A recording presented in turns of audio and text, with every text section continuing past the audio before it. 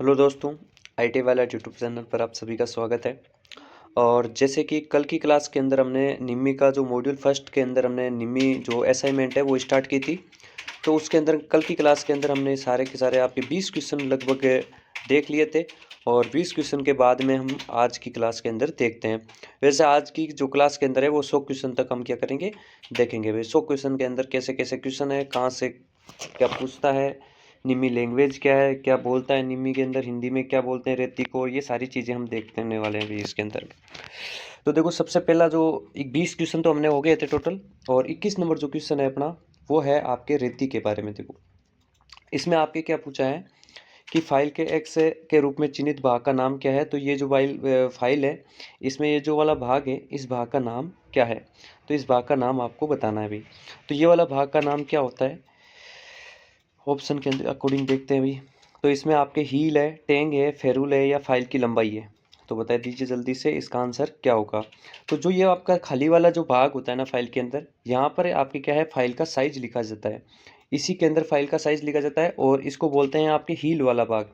जो खाली भाग है उसको हील बोला जाता है, और जो साइड कॉर्नर वाला भाग है ना, ये इसको बोला जाता है एज यानी किनारा। ऊपर वाला भाग होता है ये फेस होता है, और फाइल की लंबाई जो होती है टिप से लेके हील तक ली जाती है। और जो ये टेंग वाला भाग है, ये क्या है, हैंडल के नीचे रहता है। जबकि हम ज़्यादातर आंसर इसके अंदर क्या करते हैं, टेंग करते हैं देखते ही। ये टेंग नहीं होता है, टेंग तो आपका हैंडल के अंदर होता है, नीचे का भाग होता है। तो ये वाला जो भाग है वो कौन सा होगा, हील होगा। चलिए भाई, अगला क्वेश्चन देखते हैं। तो अगले क्वेश्चन में क्या पूछा है, एक ट्राई स्क्वायर का उपयोग क्या है, यानी ट्राई स्क्वायर का उपयोग कहाँ का किया जाता है। तो ट्राई स्क्वायर का उपयोग है वो समकोण जांचने के लिए किया जाता है। ठीक है। न्यून कोण जांचने के लिए किया जाता है, अधिक कोण जांचने के लिए किया जाता है, या सीधा कोण की जांच करने के लिए किया जाता है। तो ट्राई स्क्वायर यानी गुणिया जिसका उपयोग है वो आपके समकोण यानी आपके क्या है, स्क्वायरनेस, समकोण, या आपके क्या है 90 डिग्री वाली सतह जो होती है उसको जांचने में ज़्यादातर यूज करते हैं। फ्लैटनेस भी चेक कर सकते हैं इसके द्वारा। अगला क्वेश्चन देखो, 23 नंबर क्वेश्चन में है, कौन सा मार्किंग मीडिया जहरीला होता है। तो ये बहुत ही ज़्यादा इंपॉर्टेंट क्वेश्चन है भाई। यहाँ से आपका क्वेश्चन पूछा ही पूछा जाता है। White wash. देखो, व्हाइट वाश जो होता है ना, वो चौक का पाउडर होता है। और इसका जो उपयोग है वो रफ सतह के ऊपर किया जाता है, जैसे कास्टिंग और फोर्जिंग वाली सतह। पियर्सन ब्लू की बात करते हैं तो पियर्सन ब्लू जो है वो आपका बहुत ही ज़्यादा फिनिशिंग वाली सतह के ऊपर यूज करते हैं। बहुत ही महीन और स्पष्ट रेखा इसके माध्यम से बनती है। जो कॉपर सल्फेट होता है, कॉपर सल्फेट को हम नीला तोता भी बोलते हैं। और जो ये मार्किंग मीडिया है वो जहरीला होता है, तो इसको प्रयोग करते समय आपको क्या है, सावधानी बरतनी चाहिए। सेल्यूलोज लेक्यूर जो होता है वो सूखने में, मतलब सूखता सबसे जल्दी है। और इसका उपयोग भी हम ज़्यादा फिनिशिंग के लिए करते हैं। तो इसमें आप जो आंसर आएगा वो कौन सा आ जाएगा, सी आंसर राइट हो जाएगा। अगला क्वेश्चन देखो, 24 नंबर क्वेश्चन में क्या है कि यूनिवर्सल सरफेस गेज, ठीक है, का कौन सा हिस्सा स्क्राइबर को पकड़ता है। यानी यूनिवर्सल सरफेस गेज है, उसमें कौन सा हिस्सा है जो स्क्राइबर को पकड़ के रखता है। तो देखो, हैंडल स्नग होता है, गाइड पिन होता है, या फिर आपके दो ऑप्शन इधर दे रखे हैं, रोकर आर्म या एडजस्टेबल पंथ। जो आपका क्यों स्पिंडल होता है ना, स्पिंडल को पकड़ने का काम कौन करता है, रोकर आर्म करता है। ठीक है।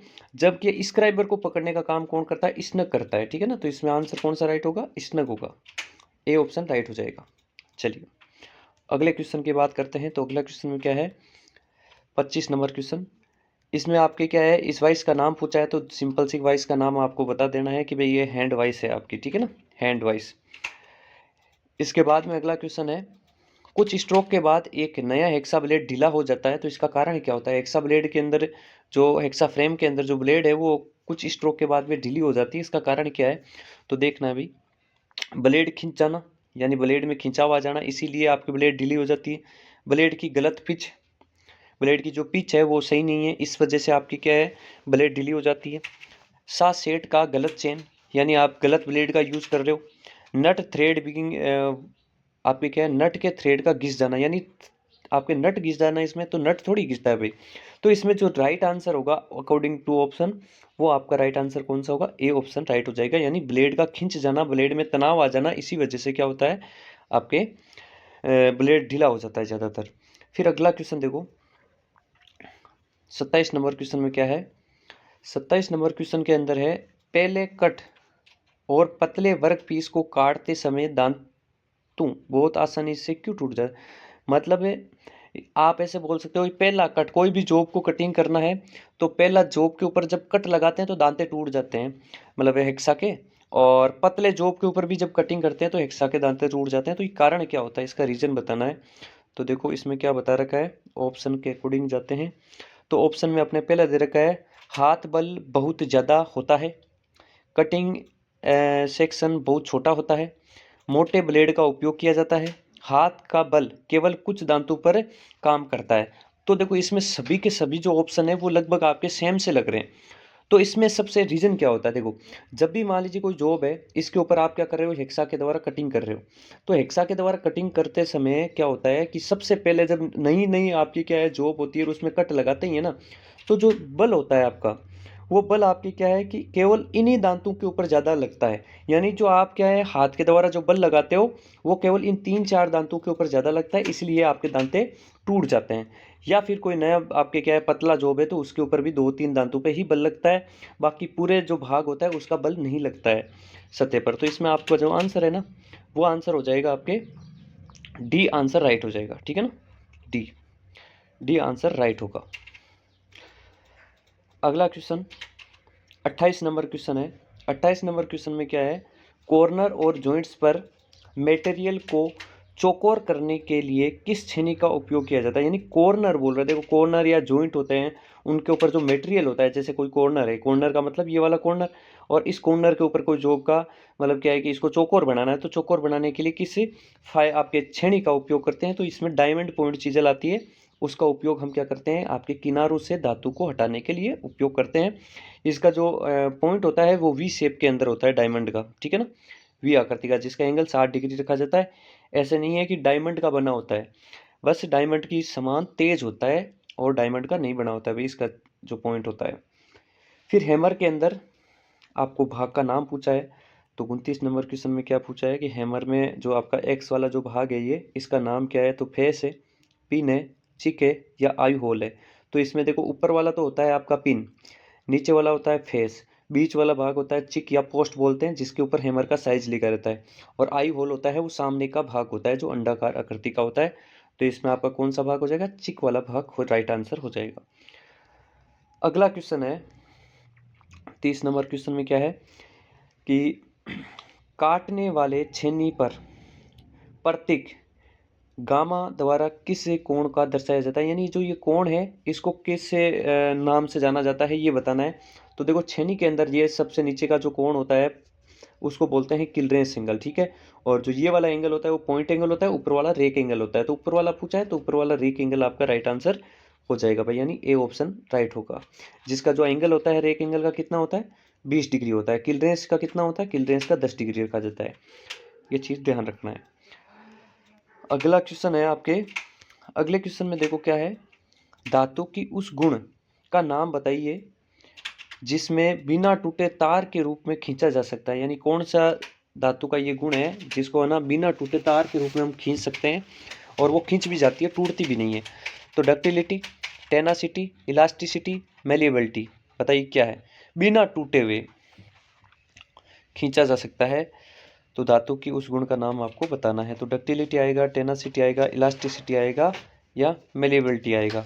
तो ये होता है डक्टिलिटी। इसमें आपका आंसर कौन सा आ जाएगा, ए ऑप्शन राइट हो जाएगा। तार के रूप में किसी धातु को खींचना, तो उसमें गुण जो होता है वो डक्टिलिटी का गुण अच्छा होता है। जैसे सबसे अच्छा जो गुण की बात करते हैं तो सोने के अंदर सबसे अच्छा गुण होता है डक्टिलिटी का गुण, सोने में अच्छा पाया जाता है। अगला क्वेश्चन देखो, थिम्बल के एक डिवीजन की स्पेंडल मूवमेंट क्या होगी जब थिम्बल के ऊपर जो थ्रेड है वो 0.5 mm की पीछे, यानी स्पेंडल के ऊपर जो थ्रेड है वो 0.05 mm पिच की है। तो यानी आपका थिम्बल जो होता है, थिम्बल के ऊपर ऐसे निशान बने रहते हैं, तो थिम्बल का एक भाग के मूवमेंट की जो दूरी होगी वो कितनी होगी, तो एक भाग का मान होता है 0.01 mm, यानी लिस्ट काउंट के बराबर होता है थिम्बल के एक भाग का मान। और लिस्ट काउंट के बराबर होता है तो एक भाग अगर मूवमेंट करेगा तो यही वाला भाग आपका मूवमेंट करेगा, यानी आंसर क्या आ जाएगा इसमें, तो आंसर आ जाएगा आपके ए ऑप्शन राइट हो जाएगा, ठीक है। अगले क्वेश्चन की बात करते हैं। तो इसमें पूछा है आपको कैलिपर की रीडिंग पूछा है। तो कैलिपर की रीडिंग पूछा है तो देखो इसके अंदर सबसे पहले अगर बात करते हैं तो जीरो कितने भागों को पार कर चुका है ये वाला। तो ये जीरो कितने भागों को पार कर सका है, ये देखो 40 से ये 4 का मतलब है, देखो 4 और 5 इसके बीच में टोटल कितनी लाइन है ये, तो 10 लाइन है, यानी एक भाग का मान 1 mm है, तो कितना हो गया टोटल 10 mm हो गया। तो ये 40 की जगह 4 की जगह मतलब आपको क्या देखना है 40 mm है ये। तो अब देखो 40 ये है, तो यहाँ पर क्या हो जाएगा 35, 5 कम कर दिया तो 35 से 0 आगे है, तो इसमें जो मेन डिवीजन आएगा वो कितना आएगा 35 आ जाएगा, यानी 0 कितने भागों को पार कर चुका है 35 mm को पार कर चुका है। तो ये 35 mm को पार कर लिया। अब 0 एक भाग का मान, यानी आपके इसके वर्नियर डिवीजन के एक भाग का मान 0.02 होता है, और इसमें कौन सी लाइन मिल रही है, तो 20वीं लाइन मिल रही है। तो 0 आपको क्या करना पड़ेगा लिस्ट काउंट से, यानी एक भाग का मान 0.02 होता है, तो 20 का कितना हो जाएगा, तो 20 का हो जाएगा 0.40 हो जाएगा, तो 0.40 हो जाएगा। इसमें राइट आंसर कौन सा हो जाएगा 35.40 आंसर राइट हो जाएगा। अगला क्वेश्चन देखो, इसमें भी आपको रीडिंग पूछ रखी है वर्नियर बेवल प्रोटेक्टर की। तो वर्नियर बेवल प्रोटेक्टर की रीडिंग में इसमें क्या आएगा, देखो एरो का निशान आपके इस साइड में दे रखा है, तो अपने को रीडिंग देखना है वो आपके वर्नियर वाली इस स्केल की देखना है। तो सबसे पहले वर्नियर का जो 0 है वो कितने भागों को पार कर चुका है, तो 41 भागों को पार कर चुका है। यहाँ पर देखो थोड़ा मैं झूम करके बता देता हूँ, ये 41 भागों को पार कर चुका है। ये देखो ये टोटल 41 भाग को पार कर चुका है, यानी 42 और 41 के बीच में ये 0 वाली लाइन है। तो हमने 41 यानी एक भाग का मान कितना है, तो एक भाग का मान आप बोलोगे सर 1 डिग्री होता है, कितना होता है 1 डिग्री होता है। तो 41 डिग्री को हमने पार कर चुका है। अब इसमें नीचे वाला जो भाग है ना, ये इस नीचे वाले भाग को वर्नियर डिवीजन का मान कितना होता है 5 मिनट होता है। तो इसमें लाइन कौन सी मिल रही है, तो लाइन मिल रही है आपकी ये वाली, कौन सी लाइन है 10वीं लाइन मिल रही है। तो 10वीं है तो 10 को इंटू कर दो 5 से, कितना हो जाएगा 50। तो इसमें आपके क्या आ जाएगा 41 डिग्री 50 मिनट आपके क्या आ जाएगी लिस्ट काउंट आ जाएगी टोटल। तो इसमें आंसर कौन सा सही है, तो इसमें आंसर हो जाएगा 41 डिग्री 50 मिनट, यानी आपका बी आंसर राइट हो जाएगा। अगला क्वेश्चन, अगले क्वेश्चन में क्या पूछा है 35 नंबर के अंदर, फिलर गेज का उपयोग। ये वेरी इंपॉर्टेंट क्वेश्चन है भाई, ध्यान रखना, ये हमेशा क्वेश्चन आता ही आता है और हमेशा इसको पूछेगा ही पूछेगा। ये एक सदाबहार क्वेश्चन है, आएगा ही आएगा। तो चौड़ाई की जांच करने के लिए, ऊंचाई की जांच करने के लिए, लंबाई की जांच करने के लिए, तो दो मेटिंग पार्टों के बीच में गैप को चेक करने के लिए इसका यूज किया जाता है, यानी डी आंसर इसमें राइट हो गया। इसको क्लियरेंस गेज या थिकनेस गेज भी कहते हैं। चलिए, इसके बाद में एक डायल कैलिपर आपको दिखा रखा है। डायल कैलिपर की आपको क्या करना है, रीडिंग बताना है भैया आपको। इसमें रीडिंग क्या है, वैसे डायल कैलिपर के बारे में मैं थोड़ा सा बता देता हूँ। डायल कैलिपर जो होता है उसमें वर्नियर स्केल नहीं होती है, वर्नियर स्केल के स्थान पर एक डायल बनी होती है, ठीक है। इसीलिए इसका सिद्धांत भी हो जाता है वो रेक और पिनियन हो जाता है। क्या हो जाता है, रेक और पिनियन इसका सिद्धांत हो जाता है, ध्यान रखना। अब इसकी लिस्ट काउंट देखना है अपने को, लिस्ट काउंट क्या होती है, वेरी इंपॉर्टेंट लिस्ट काउंट है इसकी। अब देखो लिस्ट काउंट निकालते कैसे हैं, इसमें जो आपके क्या है बीच के अंदर इसकी लिस्ट काउंट दे रखी है और रीडिंग आपको पढ़ना है।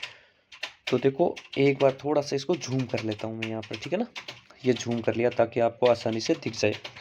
अब देखो इसके अंदर टोटल जो भाग है, जैसे ये 0 है, ये आपका 10 हो गया, ठीक है। इसमें ये 5 वाली लाइन है, ये 10 mm हो गया, फिर ये 20 mm हो गया, ये 25 mm हो गया, यानी 25 mm आपको डायरेक्ट रूप से दिखाई दे रहे हैं, ठीक है। 25 mm आपने माप लिया यहाँ तक, इस लाइन तक 25 mm हो गया। अब इसकी जो लिस्ट काउंट है वो 0.05 mm होती है, ओके। अब इसमें जो लिस्ट काउंट 0.05 mm होती है, तो ये जो सुई है वो कितने भागों को पार कर चुकी है, 0 से, यहाँ से देखना है कितने भागों को पार कर लिया। तो यहाँ से लेके यहाँ तक जो भागों को पार कर लिया वो कितने भागों को पार कर लिया, तो ये आपके टोटल भाग हो जाते हैं यहाँ पर 24 भाग हो गए। टोटल कितने भाग हो गए, 24 भाग। यहाँ से लेके यहाँ तक जो भाग है वो आपके टोटल 24 हो गए। ये आपके टोटल 24 भाग ने हमने पार कर लिया, ये 24 भाग को। अब 24 भाग को पार कर लिया, एक भाग का मान आपके पास में कितना है 0.05 mm दे रखा है आपको इसके अंदर। तो 0.05 mm दे रखा है, तो अब आपको क्या करना पड़ेगा, इसको इंटू करना पड़ेगा 24 से, यानी जो लिस्ट काउंट है ना, ये लिस्ट काउंट को कितने इससे इंटू करोगे 24 से। तो 24 से इंटू किया तो हमारे कितना आया आंसर, तो 1.2 आ गया, 1.2 आ गया। अब यहाँ पर हमने 25 mm तो माप ही रखा था, और 25 mm माप रखा था, तो 25 mm के अंदर जोड़ दो क्या 1.2 mm, 1.2 mm जोड़ दिया तो कितना आ गया, तो 26.2 आ गया, ठीक है। ये आंसर आपका यानी इसकी रीडिंग क्या आ गई, ये वाली आ गई। तो इसकी देखो ऑप्शन में क्या है, 26 पॉइंट है कुछ है क्या, तो 26 पॉइंट है ना, बिल्कुल ये डी आंसर आपका राइट हो जाता है। ओके, चलिए आगे हम बात करते हैं अगले क्वेश्चन के बारे में। तो अगला क्वेश्चन क्या है, 37 नंबर क्वेश्चन में क्या पूछा है, एक गेंग ड्रिल मशीन में क्या ऑपरेशन किया जाता है। यानी गेंग ड्रिल मशीन आती है, गेंग ड्रिल मशीन में क्या होता है, एक गेंग होती है ड्रिल मशीनों की, एक ही बेंच के ऊपर ऐसे एक बेंच होती है जिसके ऊपर यहाँ ड्रिल लगी रहती है, यहाँ ड्रिल लगी रहती है, यहाँ लगी रहती है। यानी पहले इस पर ड्रिल किया, फिर काउंटर सिंकिंग किया, काउंटर बोरिंग किया, फिर काउंटर आपके सॉरी रिमिंग कर दिया, टेपिंग कर दिया। तो यानी एक ही जॉब के ऊपर ड्रिलिंग, रिमिंग, काउंटर बोरिंग अलग अलग से क्रिया करने के लिए हम क्या करते हैं, गेंग का यूज करते हैं। तो गेंग ड्रिल मशीन आपकी क्या है, इसका उपयोग देखो क्या है, निष्क्रिय संचालन के लिए, आइडल ऑपरेशन के लिए इसका यूज करते हैं, ड्रिलिंग का बार बार संचालन के लिए, यानी ड्रिल को बार बार करने के लिए नहीं, ड्रिल को बार बार नहीं करता है, ड्रिल की जगह ये रिमिंग भी करता है, टेपिंग भी करता है, तो अलग अलग ऑपरेशन करता है। निरंतर मिलिंग ऑपरेशन ये नहीं करता है। ड्रिलिंग का कार्मिक संचालन, यानी ये रेगुलर रूप से क्रम के अनुसार ये क्या करता है, काम करता है। किसी पे ड्रिलिंग हो रही है, किसी पे रिमिंग हो रही है, तो डी ऑप्शन इसमें राइट हो जाएगा अपना, ठीक है ना। अगला क्वेश्चन 38 नंबर क्वेश्चन में क्या पूछा है कि वर्नियर बेवल प्रोटेक्टर में स्टोक का एक भिन्न हिस्सा कौन सा है। यानी स्टोक किसके ऊपर जुड़ा हुआ है ये बताना है, वो भी किस में बताना है, वर्नियर बेवल प्रोटेक्टर में। तो जो स्टोक होता है वो किससे जुड़ा रहता है, वो आपका डिस्क यानी एक बार वाला भाग होता है ना, जिसके ऊपर आपकी कौन सी स्केल होती है, मेन स्केल होती है। तो मेन स्केल डिस्क वाला भाग होता है और ये आपका स्टोक ऐसे जुड़ा रहता है डिस्क वाले भाग से, यानी ए ऑप्शन राइट हो जाएगा। बाकी दो ऑप्शन भी है इसके अंदर, और देखो ब्लेड और मुख्य पैमाना, तो मुख्य पैमाना नहीं आएगा, डिस्क आएगा, डिस्क के ऊपर मुख्य पैमाना रहता है। फिर आपको पूछा है रेती के अंदर अगला क्वेश्चन। तो रेती में आपको पूछ रखा है क्या, फाइल के एक भाग का नाम बताना है। तो अभी मैंने देखो हील वाला पूछा ही था। अब पूछा है ये जो आपके क्या है, इसके ऊपर एक छल्ला होता है हैंडल के ऊपर, वो छल्ला क्यों लगाते हैं, यानी इसको बोलते हैं फेरूल। ये फेरूल स्टील का होता है जो हैंडल को फटने से बचाने का काम करता है। तो इसमें आपका फेरूल का ही ऑप्शन है, तो राइट आंसर फेरूल हो जाएगा, ये ऑप्शन सी राइट हो जाएगा।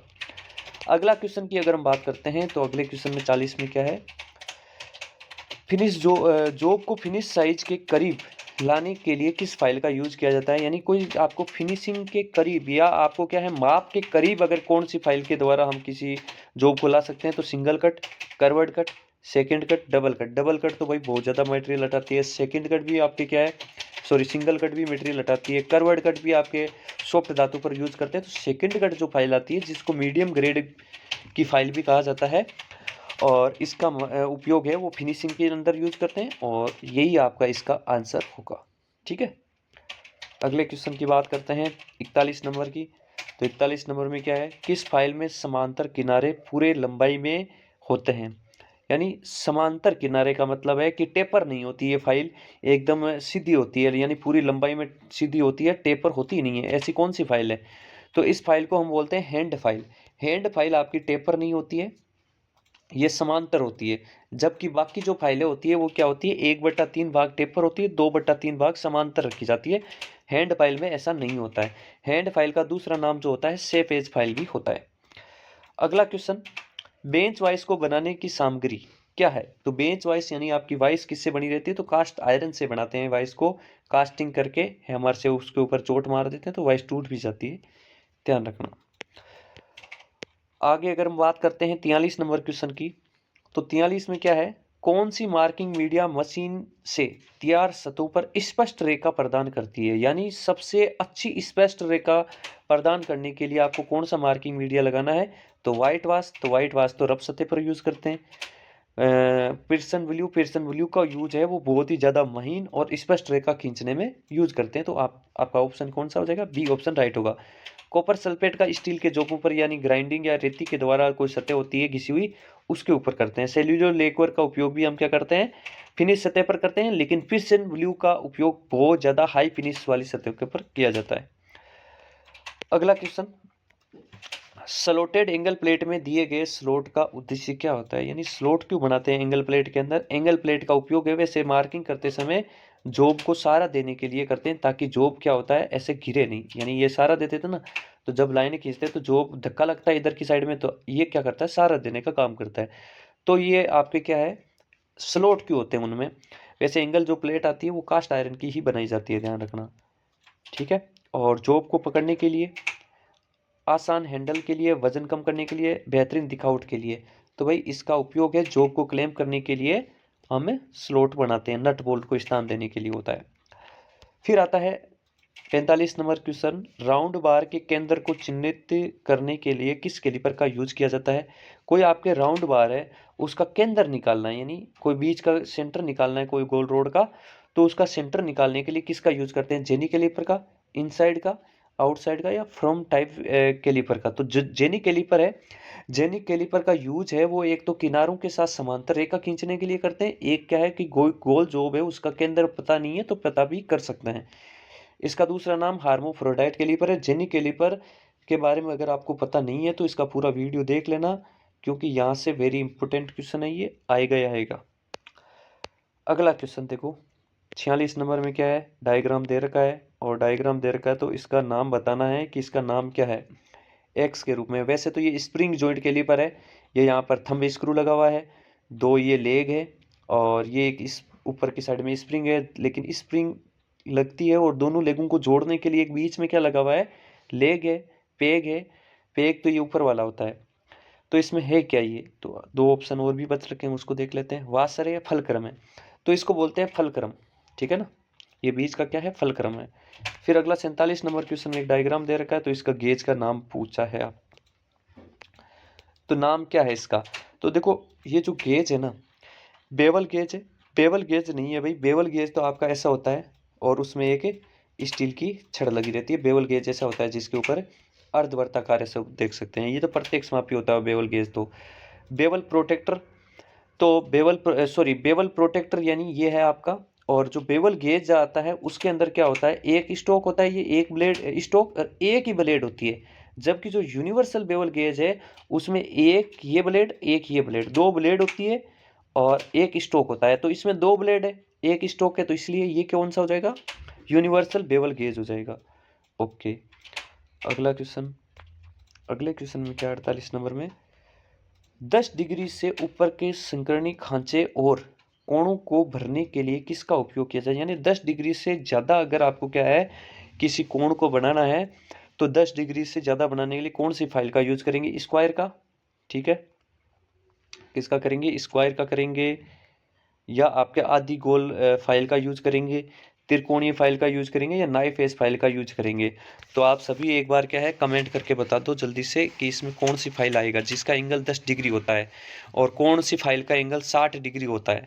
ये भी एग्जाम में पूछा जाता है, तो 60 डिग्री वाली फाइल और नाइफ एज वाली फाइल का जल्दी से एंगल बता दो भाई। तो इसमें जो आंसर आएगा वो आएगा नाइफ एज फाइल, लेकिन 60 डिग्री वाला जो कौन सा फाइल होता है उसका नाम आपको बताना है कमेंट के अंदर। चलिए आगे हम बात करते हैं, तो 49 नंबर क्वेश्चन के बारे में बात करते हैं। तो क्या है, इस दोष का नाम बताइए जो धातु के चिप्स फाइल के दांतों के अंदर बीच घुस जाते हैं। यानी आपको क्या है जब फाइलिंग करते हो तो फाइलिंग करते टाइम जो जॉब की धातु होती है वो फाइल के दांतों के अंदर घुस जाती है, उसको क्या बोलते हैं। तो फाइल बाइट बोलते हैं, फाइल की चिपिंग बोलते हैं, फाइल की वाइपिंग बोलते हैं, या फाइल की ग्लेजिंग बोलते हैं। तो देखो फाइल में आपका क्या होता है कि चिप्स दस जाते हैं उसको बोलते हैं पिनिंग ऑफ फाइल, ठीक है। जबकि निम्मी के अंदर ये जो आपका क्वेश्चन है उसमें आपका आंसर दे रखा है सी ऑप्शन, लेकिन सी ऑप्शन इसमें नहीं होगा, गलत दे रखा है, मिसप्रिंट है। तो आपको आंसर क्या करना है, बी ऑप्शन राइट करना है। और पिनिंग ऑफ फाइल को ठीक कैसे करते हो, तो फाइल कार्ड का या आपके वायर ब्रूश का यूज करके करते हैं। पिनिंग ऑफ फाइल दोष क्यों आता है कि जब हम नरम धातु के ऊपर क्या है फाइल क्लीन कर लेते हैं तो उसके कण है फाइल के दांतों में घुस जाते हैं। फिर आता है अगला क्वेश्चन, ऑयल ग्रू को काटने के लिए किस छेनी का यूज किया जाता है। ऑयल ग्रू किस में होते हैं पहले तो ये देखना है। तो ऑयल ग्रू होते हैं बियरिंग के अंदर, बियरिंग के अंदर क्या होता है ऑयल ग्रू होता है, और उसको काटने के लिए कौन सी छेनी का यूज करते हैं, फ्लैट चीजल का। और आपके आ जाता है वेब छेनी, हाफ राउंड नोच छेनी, या डायमंड पॉइंट छेनी। तो जो आपके क्या है ऑयल ग्रू बनाने के लिए हाफ राउंड नोच छेनी का यूज करते हैं, ठीक है। और सेंटर से बाहर अगर होल भी चला जाता है तो उसको वापस सेंटर में लाने के लिए भी हाफ राउंड छेनी का यूज करते हैं। तो ये हो गए अपने टोटल 50 क्वेश्चन, और हम अगले क्वेश्चन की बात करते हैं आपके 51 नंबर की। ठीक है,